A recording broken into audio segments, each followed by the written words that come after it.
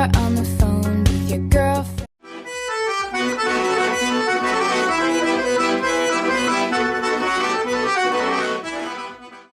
A sanfona surgiu na Alemanha, mas foi trazida ao Brasil pelos imigrantes italianos no século XX. Apesar de ter entrado no estado de São Paulo, tornou-se popular no Nordeste, através do ritmo do forró.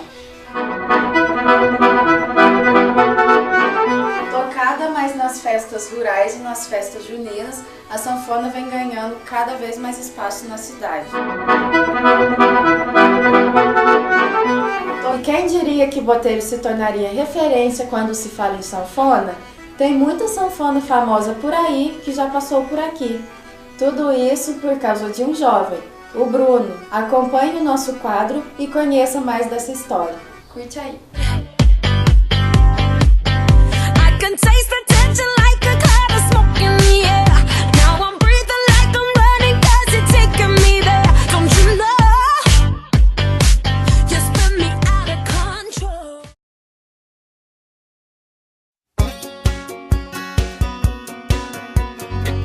You're on the phone with your girl.